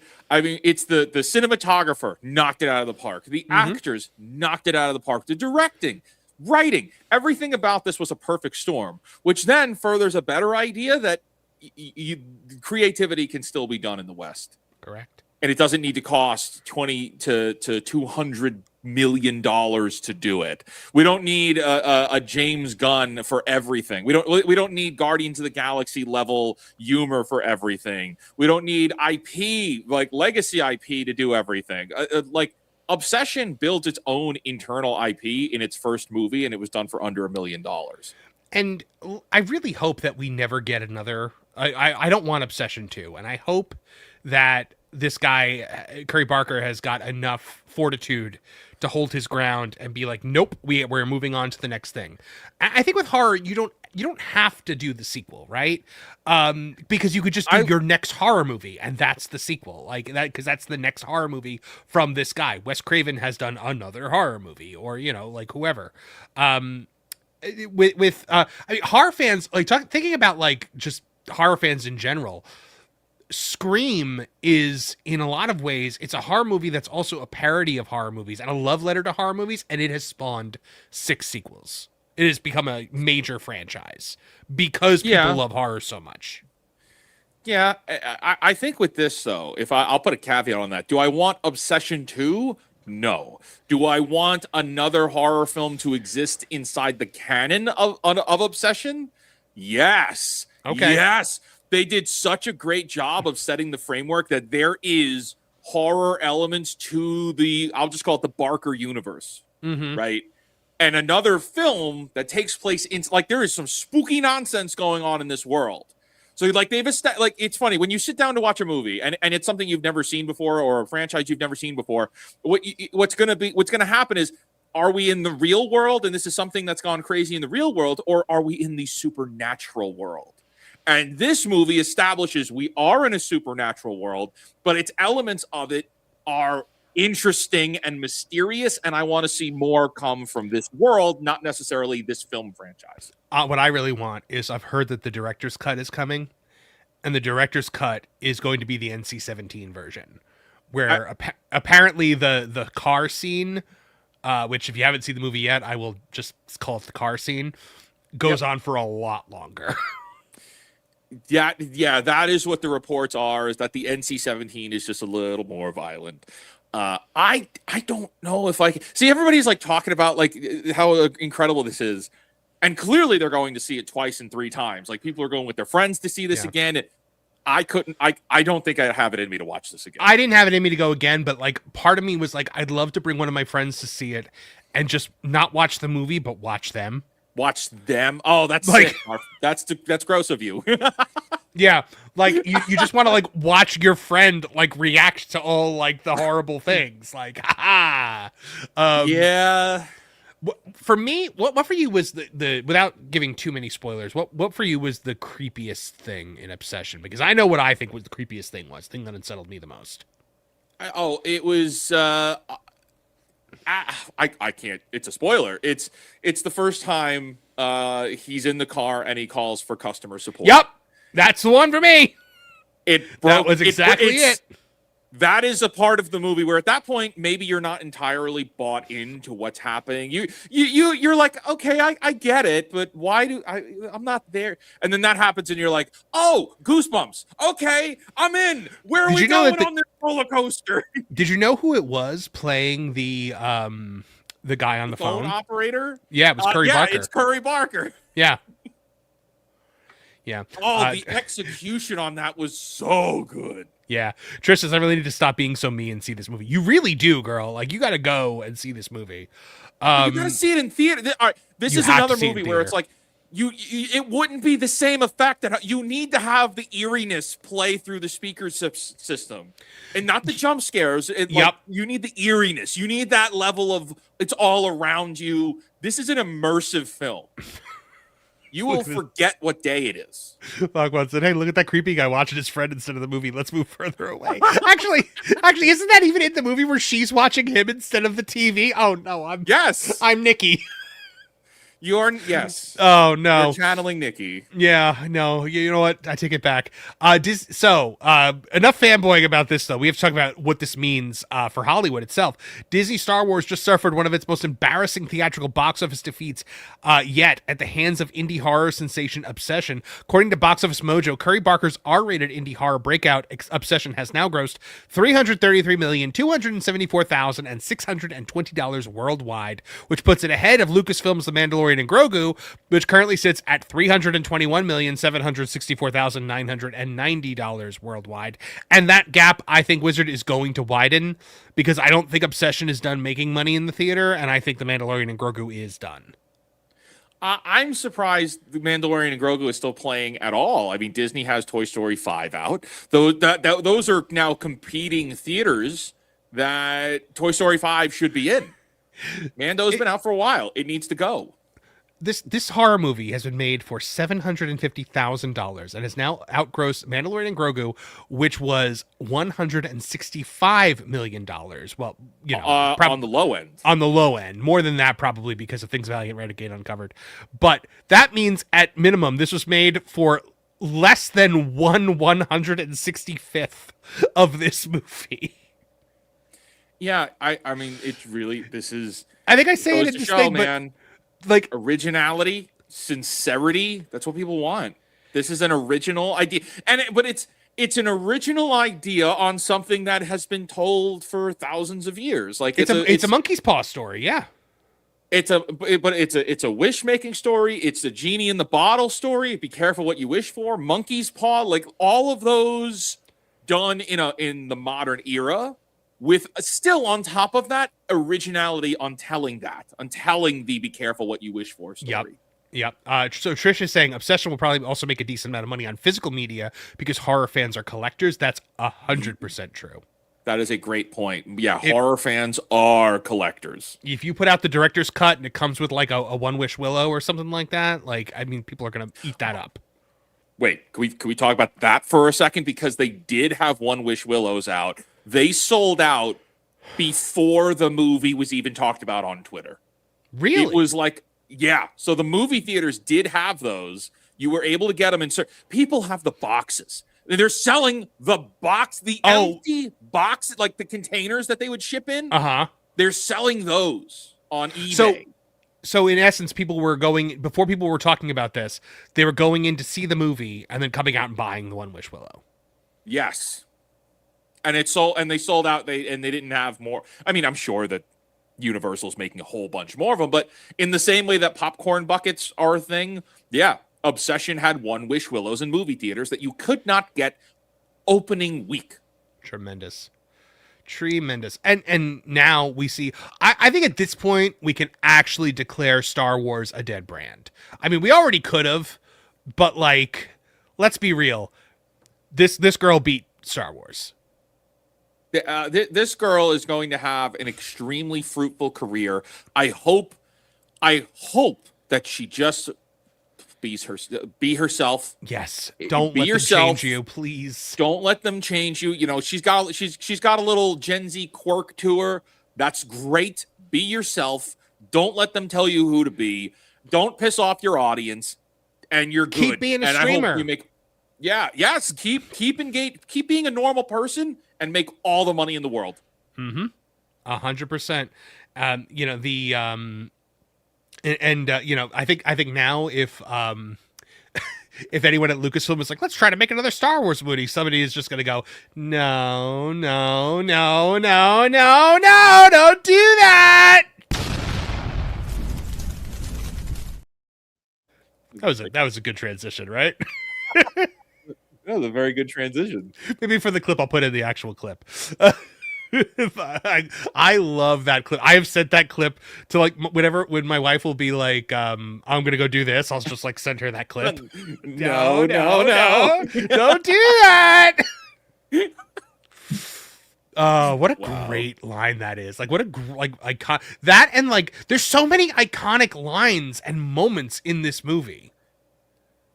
Yeah, man, it was a very well done film.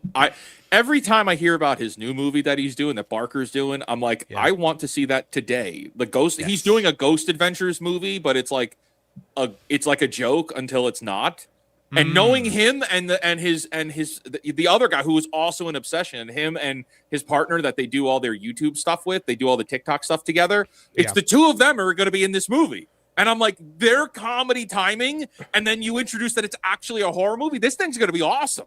Yeah, absolutely. Hold on. Okay, so we have got a super chat here from the Midnight 7 for $4.99. Says, brothers to the end, real life fake wizard. Loved Gears of War since I played the original with my cousins. Try Space Marine 2. It almost feels 360. Yeah, man. I've Have heard you ever that played about Space Space Marine Marine? 2. I You played never played Space Marine 1, but I've not played Space Marine 2. I played the demo of Space Marine 2, and I was like, wow, I want to play this whole game. Yeah, I can't get into Warhammer. Really? I've heard like everybody gets like super into Warhammer. Oh, okay. That's it. You know who just got into Warhammer? Lorne. Oh, he's done for. Lorne is like painting the miniatures. It's over. Game over, Lauren. Sorry. Yeah. Sorry. Just chop up your credit cards now while you're ahead. Exactly. All right, Wizard, we've got more stories to get to, so we got to get back to the culture. Well, things are actually looking good for Marvel when it comes to Spider-Man Brand New Day at the box office. Of course, not for Disney, for Sony. Spider-Man Brand New Day's box office tracking is soaring, while Supergirl is struggling to reach $40 million for its full opening weekend. And let's talk about it today in the Crossfire. Wizard, a tale of two movies, if you will. Oh, yes, very much so. One of these I'm extremely excited for. The other one, I wish Spider-Man. I wasn't going to see. I'm kidding. No, we are both going against our will to see Supergirl this week. I will be sharing the theater with two other people. From the last time I saw when I picked up my ticket, there were only two other tickets sold for that showing. I bought my tickets today, Marv. There are 6 people in the theater. But wait, I'm going to the Wednesday night fan event IMAX at the largest theater in the city. And there's only 6 people going? And 2 of them are me and Tom the Wizard Man. You've got to take pictures of that theater. Yes, I'm blown away. Blown away. However, I know we got to get into this. We're going to talk the box office. Marv, have you seen recently who covered the Supergirl movie and said that they did not enjoy it? I think that this movie is crap. If they can't even win Grace Randolph, They lost Grace. they lost Grace Randolph, man, for the Supergirl movie. This has Grace Randolph all over it. That makes me think, like, my brother and I were talking about it. He's like, what if this is actually really good? And I'm like, there's not a chance, dude. Oh, I just went to look for this. Chance. I just went to look for this Grace Randolph clip, and this is the first thing that I saw. Oh, what did she say now? Wait. Oh, it's Variety. It's Mark. So tell me, he has been licking his lips at the idea of getting a microphone in this girl's face for weeks. You know it. Oh, we have to. Oh, wait. All right. Make it full screen. We gotta watch it. Yep. All right. What did she say? This is all off the cuff. Who's gonna win? You versus Superman. Oh, it's not Mark. It's not Mark Malkin. I'm sure. Shut it down. Maybe they kept him. Maybe James Gunn kept him away from her somehow. All right, but let's hear. Man. Who's gonna win? You versus Superman. I'm gonna win, but it's because he's gonna let me win. Because he is. That's just his character. Yeah. But you're also stronger, But I'm stronger. objectively Stronger, Yeah. so I'm gonna win. Wow. So, What? I mean, are these obviously she's facial joking. Expressions. What are these facial expressions? This is called drunk chic. So she's objectively stronger than Superman, but he's gonna let her win, even though she's objectively stronger. That is some drunk logic right there. Who's gonna win? You versus Superman. I'm gonna win, but it's because he's gonna let me win. Because he is. That's just his character. Yeah. Look at her eyes, how they're darting at. She's messed up. Why Maybe does she look I'm like this not in saying it every 100%, but she interview? appears to be messed up. Why can't she just give a normal interview? Why did every single time she's on camera, she's got to make these weird Well, we're at the point where facial we are at the point where they lead her. movements? We're at the point where they completely lead her. I'm just looking to see if Mark Malkin got her. I'm scrolling through Variety right now. I'm seeing a lot of like the pictures from the red carpet. I guess the premiere was tonight. Quick little time as he's scrolling on Twitter. Yeah. This is Marv right now. Yeah, it doesn't look like he got her yet, but the night is young. I'm sure he's making a beeline. I'm sure his bow tie is spinning as he makes a beeline for her. But let's take a look here, Wizard, because Spider-Man, they're saying the pre-sales for Spider-Man Brand New Day has already surpassed $40 million in domestic pre-sale revenue. It's tracking toward a $250 million opening weekend domestic. That's insane. Yeah, that sounds about right. Supergirl is going to struggle to hit the number 40 million that Brand New Day made in a single day. Firstly, easy. This Spider-Man movie looks exciting. It's appealing to a lot of people. The press tour that Tom Holland and Zendaya are doing now is fun. They're out there doing things that are fun, that are not polarizing at all. Like they've been paying attention to the audience or something. Whereas Supergirl, I mean, we just played a clip a second ago where she just sounds like an idiot, and she's talking like an idiot, Like a drunk idiot. Also, Marv, how is it gonna be when Disney Pixar's Toy Story 5 curb stomps Supergirl opening weekend? Because that's gonna happen. Destroys it. Because guys, right now, Toy Story 5 and I haven't gotten a chance to write about it yet, but this is a phenomenon right now. From Variety, Toy Story 5 scores year's biggest debut with $160 million domestic, shattering franchise opening weekend records. Toy Story 5 ruled the box office with $160 million from 4,425 North American theaters. By the way, Supergirl is getting, 3,600 theaters? Which maybe less. Which probably will have less by the end of the week. Landing on the higher end of expectations. Yeah. So it's now the biggest domestic debut of the year, overtaking the Super Mario Galaxy movie, and not by a little bit, by a lot. So it, not adjusted for inflation, supplants the record set by 2019's Toy Story 4 with $120 million. It scored the second largest animated weekend in history, behind only The Incredibles 2 that came out to $182 million. Overseas, Toy Story opened to $152 million for a sensational global tally of $312 million. Great job, humanity. You just confirmed we're getting Toy Story until the end of time. Yeah, by the way, the movie is terrible. By the way, it's terrible. It is a terrible film.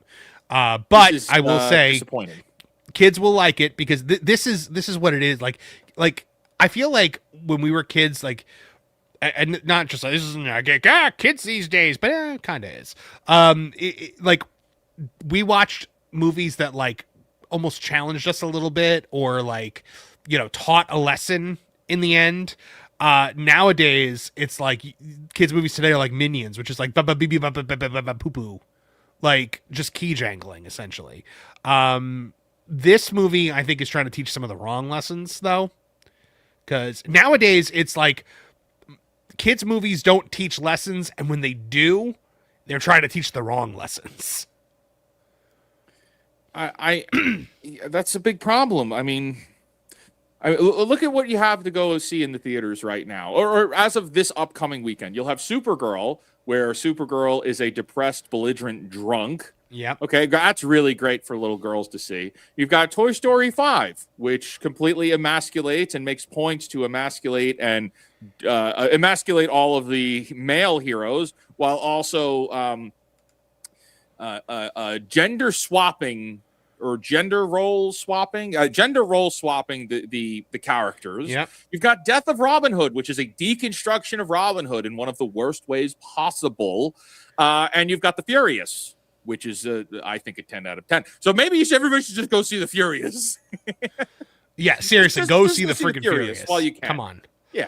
But now, so let's say it opens to 312 million worldwide. If it sees a 50% drop from week 1 to week 2, normal for any film, that still crushes what they're saying Supergirl is going to do. If it sees a 70% drop, which is unlikely, if not downright impossible, it still crushes what they're saying Supergirl is going to do. There is zero excitement for Supergirl. I don't know why Mark, I'm so serious. I don't know why they greenlit this film. It's a character that no one cares about. You can make exactly an argument why. I'm being rhetorical, of course. Right. But when we look at something like Clayface, okay, well, Clayface coming out in October, you can be like, all right, well, it's a almost obscure Batman villain that normies don't really know about unless you watch the show, or you the animated series, or maybe you played the games, the Arkham games. So not everybody really knows who Clayface is. Also, it's a really unique kind of story we haven't totally seen done before. It's got some horror elements to it. We drop it in October, right around Halloween. All right, hey, we might have a movie as long as you keep the budget in check. We might have a winner. All right, that could be it's like an obscure thing. And I mean, the Joker worked. Maybe Clayface can work. I could see that getting the green light. I don't know or understand why Supergirl was greenlit number 2 after Superman didn't do that well. It's a bad spot to be in. I agree. I think it's going to hurt Man of Tomorrow. They were already if people filming. Don't care about this. They won't care about Man of Tomorrow. I'm pretty sure when Superman came out, they were already in pre-production on Supergirl.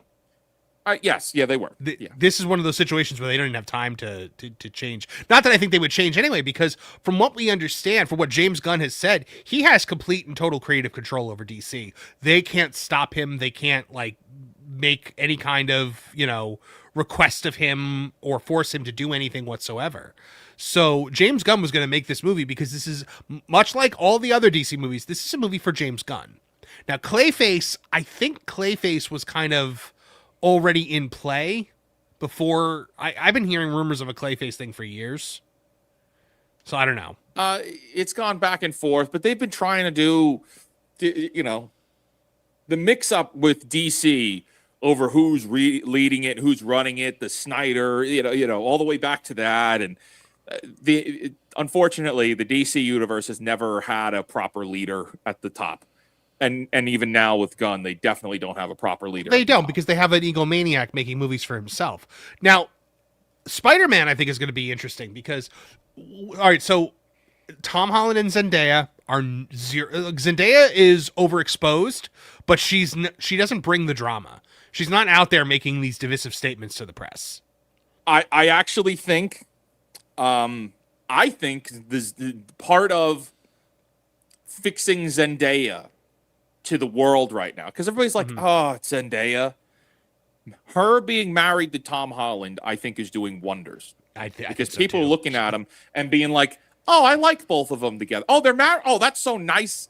Isn't that nice? Yeah. Isn't that nice? I mean, and actually, I say that genuinely. Like, actually, it is kind of nice now when you see them out in public. Like, they're doing all this press touring for Spider-Man already, and none of it is mean-spirited. None of it is crapping on the audience. You know, it's the two of them doing like kind of sweet, innocent things, and it's like, oh man, they're just here to sell the movie, and that is so refreshing. Tom Regardless Holland, of what you like about her or not, it's refreshing. I mean, Tom Holland has said repeatedly in interviews he stays away from Hollywood. He stays away from the Hollywood circle. Like, he's not going to those parties. He's not visiting any islands. He is keeping himself far removed from all of it because he says it creeps him out. He said it in an interview. I covered it on multiple. On the I mean, yeah, and he also talked about like his sobriety. Which is something I'm. That is so great that he's open about that, about his journey with sobriety. He's very real. I hope Tom Holland has fired his agent that he's had for the last however many movies, probably since Endgame. All of the movies he's done since No Way Home, rather. Fire your agent, okay? You deserve better movies. This Spider-Man movie, you can tell, and he has been very upfront saying he's been involved with the creative process behind this. Yep. All of the marketing has been good on this. All of the marketing is I'm excited for a Spider-Man movie. I was not excited for Spider-Man No Way Home because I knew what it was going to be. I mean, okay, but excited versus like, hey, I'm definitely gonna see that. You know, I want to be excited to go to the movies again. Yeah, me too. You know, and I feel like with Brand New Day, I'm like, hey, that's like, I'm kind of looking forward to that. That might be really good. Well, so here's the thing. Whether you love or hate the MCU Spider-Man movies, and I know a lot of people like them, a lot of people hate them. I think they're boring. We are getting a main actor who brings no drama to the table. He goes through legitimate character arcs in each movie. He is constantly coming out better for the experience. He fails and picks himself back up repeatedly. I mean, No Way Home, he gets like he hits a low point and comes back in the end, and then makes the heroic sacrifice in the end, which I absolutely love. I love that that's not a thing you see anymore in these. And, you know, Wizard, imagine a world with me for one moment where Spider-Man Brand New Day makes more, and I'm not talking a little more, I'm talking a lot more than Avengers Doomsday. That's what I want. I want that so badly. But I need to throw a caveat. Mm-hmm. It has to earn it.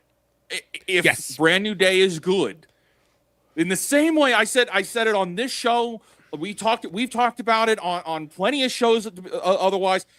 If I Master of the Universe, I wanted it has to be good, and then I wanted to make all the money in the world. To me, it wasn't good enough to earn all the money, so I don't care that it bombed.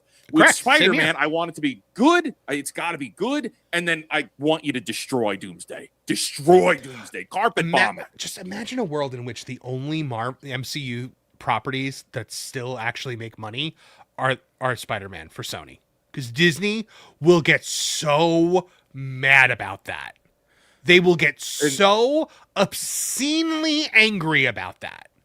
Internally, we'll never hear about it. Oh, yeah, no. We'll know internally they're fuming, but on the front face, they're going to say, oh my gosh, Dune, while we were competing with Dune and Jumanji 4. Yeah, you didn't have to compete with Dune also, by the way. Also, might I also add, they're predicting $250 million opening weekend for this without IMAX. Because IMAX is still tied up in Christopher Nolan nonsense. That's why. That's what. Oh man, I looked. Oh, that's why this is filmed for Screen X on Regal. Yep, that makes sense. I didn't realize that. Yeah, because Christopher Nolan he like owns IMAX or something. I don't know. It's crazy, but yeah, the Odyssey has a multi-week commitment for IMAX. Which is wild to me that you would not put a Spider-Man movie in IMAX, because this movie's going to make a butt ton of money. Now, again, I think that this movie is going to be hugely popular, and I think that there are going to be things that happen in this movie. I 100% think that what we're seeing in this image right here is the symbiote. I think that in the final battle of this, the suit will turn black, and we will get Black Suit Spider-Man for the first time. And don't get excited. Don't hold your breath. You don't think so? I just don't think that that's going to happen. I don't know. I just don't. I really think it will. Either that or it will become very obvious that it's going to happen in Secret War. I think they're leaning. I think they're playing on a man spider. I don't think we're going to ever see a proper man spider, because that would terrify children. Yeah, but I mean, at that point, it's Chekhov's man spider. Yeah. Like, yes. if you're teasing it, you don't actually do it. That's why the black eyes were the thing where I was just like, oh, there it is. It's the symbiote. His body is adapting to the symbiote. It's hard to resolve that in this movie then. But you don't have to resolve it. You don't have to resolve it. You can end it with him having the black suit. You can end it on a darker note leading into Secret War. I think this. Oh, well, okay. Well, so hold on, because they've been very clear that this movie does not set up or tie into anything Avengers. This is a standalone Spider-Man adventure, and it's not going to set up or tie into anything. And I'm actually happy about that. This is like its own thing, and I hope that it I hope that this is a proper, not a setup in the way of like, oh, it's a setup for the next movie to the next movie, but like remember how you used to be able to watch Spider-Man and then Spider-Man 2, and then Spider-Man 3, and each of them were their own self-contained movies. Remember how we used to be able to watch X-Men 1 and then X2? I mean, X2 does have the ending with Jean Grey as Phoenix, but it was like, it's still its own thing. It's still its own movie. I want that again. Just give us one great Spider-Man movie again. And that does not a trilogy or whatever. Just give us one and then make another one. And then make another one. It doesn't need to be a constant setup. But I do think I think it's possible what you're saying. I just don't think they're going to do it. I don't know. I really think it's going to happen. I'm almost to the point where I'm ready to put money on it. But we shall see. We'll see. It's possible. But yeah, so Spider-Man is making all the right choices in their marketing. It might be we might hit. So look at Marvel since Endgame. The only things that have hit $1 billion have been Spider-Man, No Way Home, and Deadpool and Wolverine, which many people still associate as a Fox property. And it was basically all the Fox properties. Yes. Which means nothing purely for the Fox. Yes. Yep. Which means nothing purely MCU has hit that $1 billion mark since Endgame. And you're gonna do a Tom Holland Spider-Man movie. Everyone's gonna go see it. Then you're gonna suddenly start marketing Pedro and Captain Black Falcon and Ms. Marvel and Yelena and all the other people that nobody, Shang-Chi, everyone that nobody cares about for Doomsday. And then you're gonna show in the trailers what we think. Now there was some leaked footage, right, of Doomsday. Yes, but now we do have confirmation that footage was meant to be discarded. that was not meant to be seen. It's not going to be in the movie. But what I think is going to be in the movie is that Steve Rogers is going to be in a t-shirt and jeans. Oh, we know that. We've seen the toys already. The toys have leaked. The photos have leaked. We know he's going to be in the jeans. We know that Toby's going to be in the movie. And yeah, look, man, real quick, it is the end of June right now. We haven't seen a proper trailer for Doomsday, and that's coming out in less than 6 months. Yep. What are they doing? Now, there's a possibility that they're going to want to debut the trailer with Spider-Man. Maybe. I could see that. But that's a Sony movie. I can't see them thinking of like, we got to really bank it on this movie. Well, yeah, but it's a Sony movie, but it's still going to make a lot of money, and it's still going to attract the Marvel fan base. So I think fair enough. I think that you will. I think if it's ready, that's when it'll go out. Watch they surprise drop it with Supergirl. Oh, gosh, could you imagine? That'd be amazing. Imagine? But I'm saying people are going to look at Steve Rogers in t-shirt and jeans and be like, I don't want to see this. I don't care. He's not Captain America anymore. Okay, I'm done. And we're going to know that the reason he can't be Captain America is because they've got their new Captain America, and it was proven at the box office that no one likes this new Captain America. But the crazies that Marvel loves to cater to were screeching the second that Steve Rogers was announced as coming back for this movie. They started screeching about the fact that this is disrespectful to Sam. I'm like, screw Sam.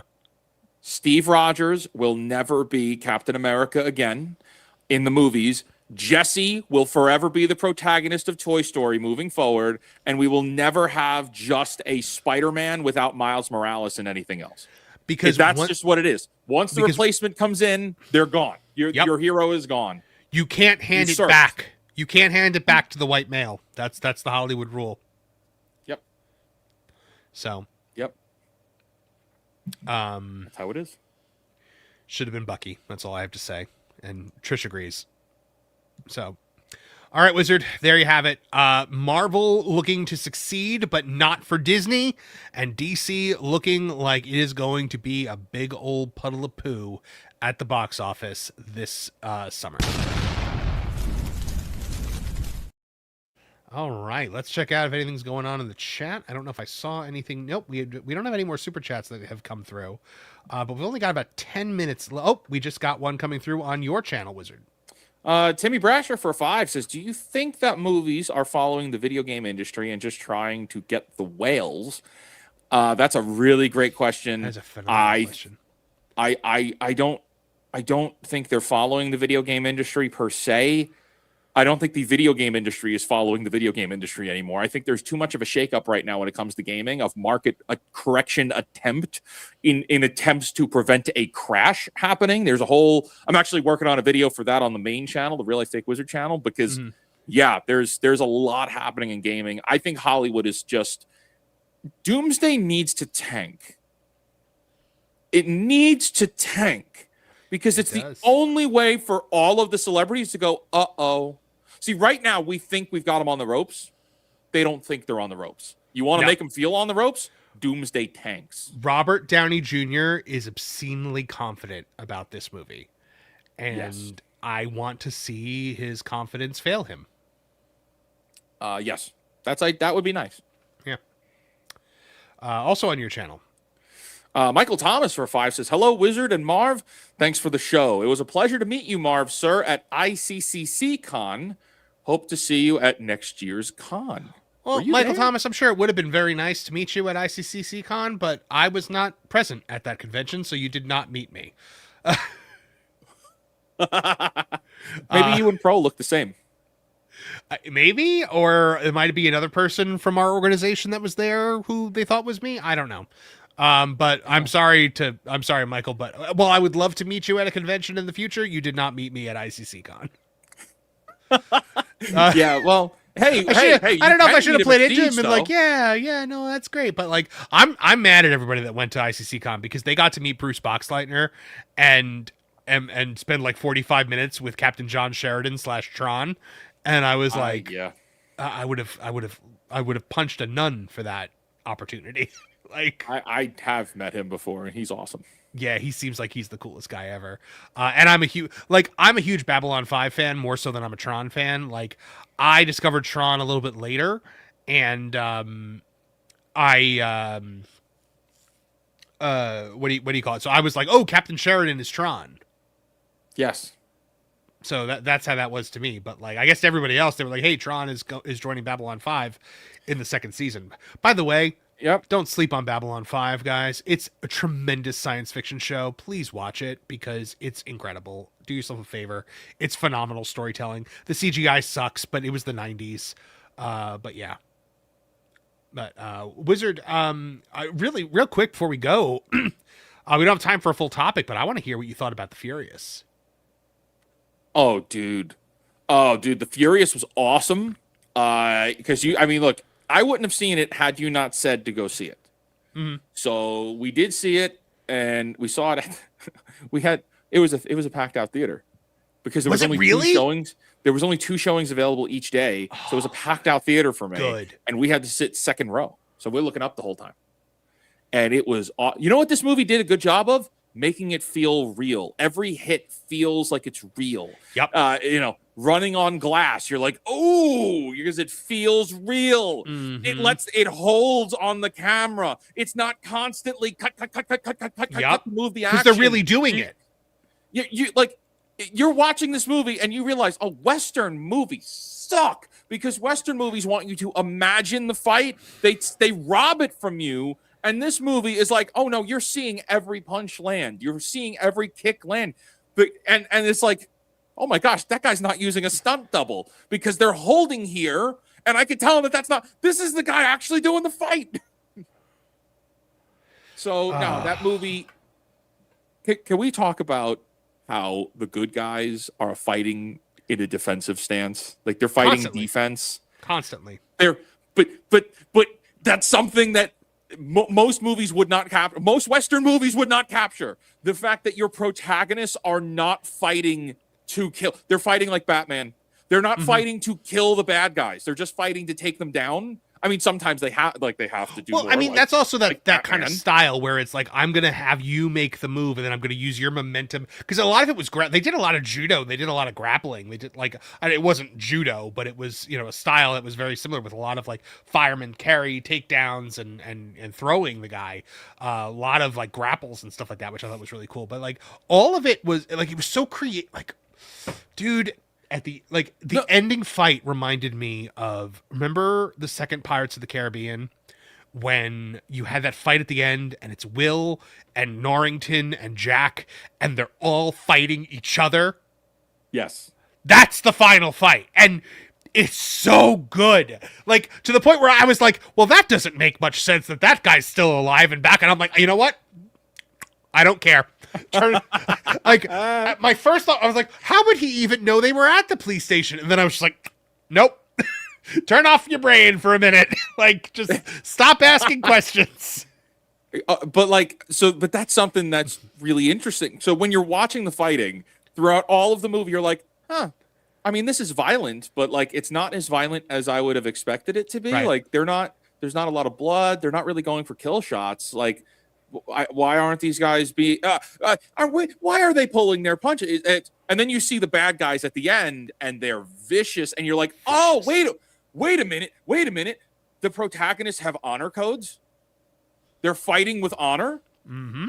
And to foil that, the bad guys are maiming people and cutting through them and it's vicious and bloody to make the good guys seem like they're actually respectable. Oh my gosh, Western media is terrible. Can we get a Batman that fights like this, please? Yeah, no, Mark. Like, can we just have that guy that did the raid and did this movie direct a Batman movie?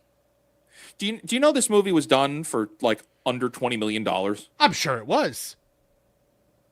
I was sitting there, you're like, oh, and we're gonna find out this was done on like a shoestring budget. Yep. Plot twist, yes, it was. Some of the best action I've seen in a decade. Ever. Like, just like it is the raid on steroids. And it's the same guys that made the raid, so it makes sense. But like when he's like fighting with the ball peen hammer when he's in the octagon with those guys, and they're like, "Oh my gosh, dude!" Like when he's like climbing up just a pile of bodies, just swinging the hammer at people, or the sledgehammer fight. The sledgehammer fight, The Archer was extremely impressive. I've never seen archery be that threatening and terrifying. I watched this movie and everybody was kind of like, they were like, oh, well, what's it about? I'm like, guy's daughter gets kidnapped, fight. That's it. It's fight to get her back. I'm just confirming here. Yeah, the 2025 martial arts action film The Furious was produced on an estimated production budget of roughly $20 million. Yep, there you go. That means it's it's not an American film. Like it's it's yeah, not, no, it wasn't made here, so it's not. Gosh, that's so cool. I'm yeah. Chef Eddie for 5, by the way, right before we leave, says, what if Obsession does better than Doomsday after RDJ said you two people would never be as big as him? That would be amazing. Hollywood needs this is people. I mean, it's a wider discussion, but it's like, why do you want things to be so bad for video games? Why do you want things to be so bad for Hollywood? It's like, no, I want market disruption, because when there is market disruption, when the people who think they're too big to fail, then that means the window opens for people like you and I to enter into it. For like you at home, it gives you the opportunity to do stuff. What we're looking at with Obsession here, this guy, he busted his butt, him and his partners, they busted their butts doing the YouTube TikTok thing, learning how to make content for years, and then spent their own money to make this movie, right? That's great. He got lucky with the distribution, though. Yeah.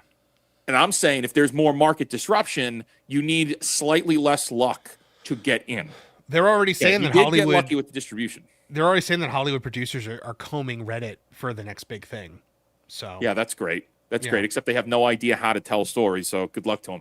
Exactly. Hey, we got a question here. I want to make sure that we read from a new, I think a new viewer here. Do you both think Keanu Reeves would play a great Darth Revan? And if you watched Maul Shadow Lord, do you think that the pink Twi'lek Devin will become Darth Talon? Marv, I'll throw that over to you first. Do I think Keanu Reeves would make a good Darth Revan? Yes, I think Keanu Reeves would be great as Darth Revan. I think he might be a little too old now, but I think 15 years ago he would have been a great Darth Revan, because I think Revan kind of needs to be in his 30s, or 40s at the too most. Old now. Yeah, he's definitely too old. How